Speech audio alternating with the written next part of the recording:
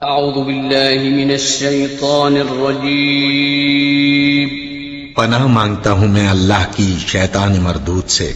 بسم اللہ الرحمن الرحیم شروع اللہ کا نام لے کر جو بڑا مہربان نہایت رحم والا ہے۔ السلام علیکم ورحمۃ اللہ وبرکاتہ۔ ناظرین اکرام،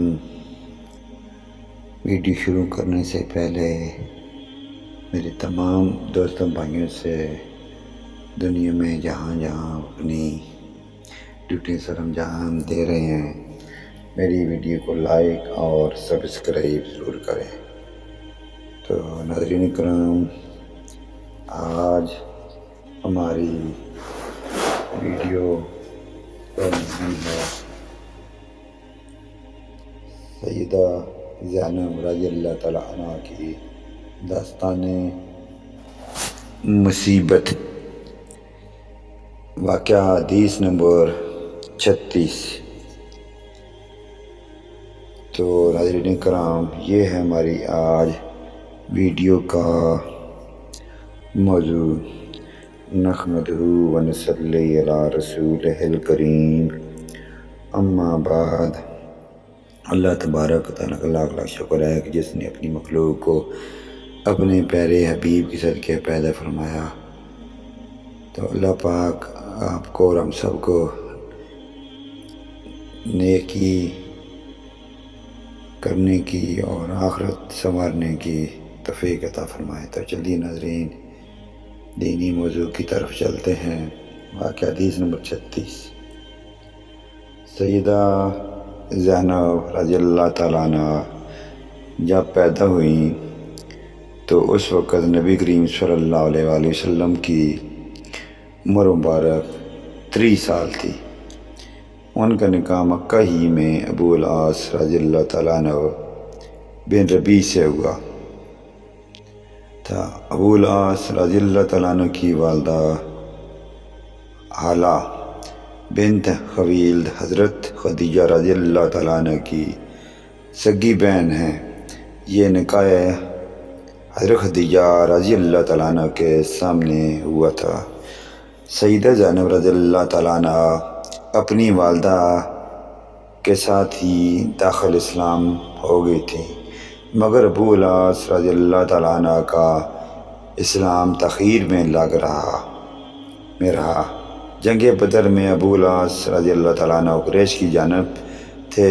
ان کو عبداللہ بن جبیر بن نعمان انصاری نے اسیر کر لیا۔ سیدہ زینب رضی اللہ تعالیٰ عنہ نے ان کے فدیے میں اپنا وہ ہار بھیجا تھا جو خدیجہ رضی اللہ تعالیٰ عنہ نے بیٹی کو جہیز میں دیا تھا۔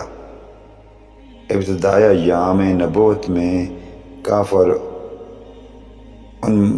کافران مکہ نے ابو العاص رضی اللہ تعالیٰ عنہ کو بہت اکسایا کہ وہ حضرت زینب رضی اللہ تعالیٰ عنہ کو طلاق دے دے، مگر اس نے ہمیشہ انکار ہی کیا۔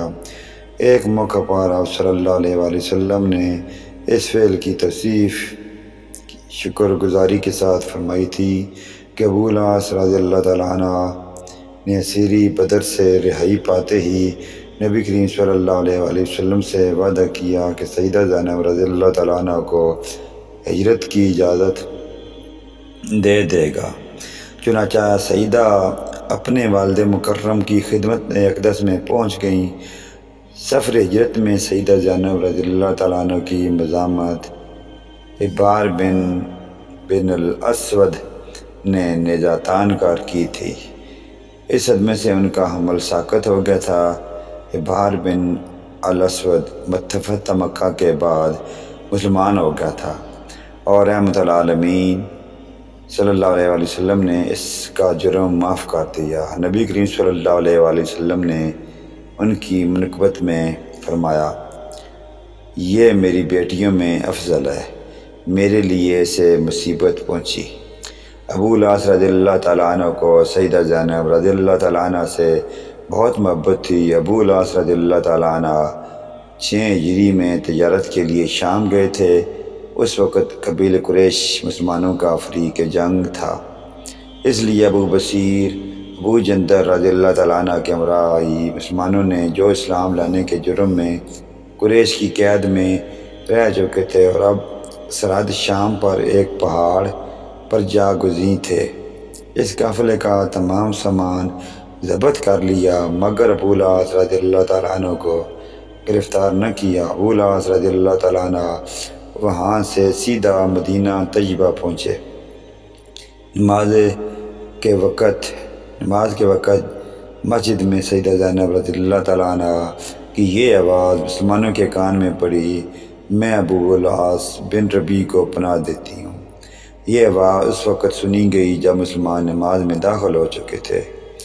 نماز سے فارغ ہوئے تو نبی کریم صلی اللہ علیہ وآلہ وسلم نے فرمایا، لوگو تم نے بھی کچھ سنا جو میں نے سنا ہے؟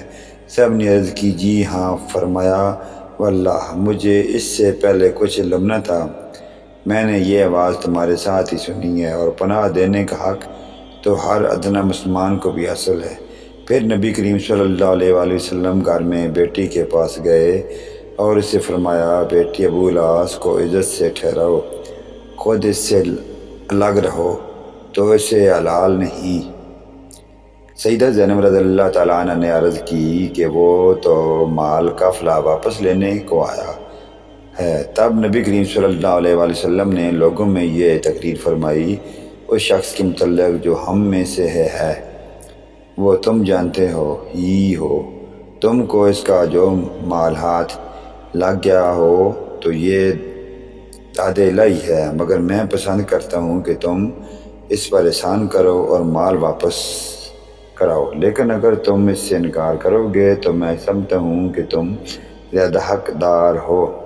لوگوں نے سارا مال حتیٰ کہ اونٹ کی نکیل کی رسی بھی واپس کر دی۔ ابو العاص رضی اللہ تعالیٰ عنہ سارا مال لے کر مکہ پہنچے اور ہر ایک شخص کی ذرا ذرا چیز ادا کر دی، پھر دریافت کیا کہ کسی شخص کو کچھ رہ گیا ہو تو بتا دے۔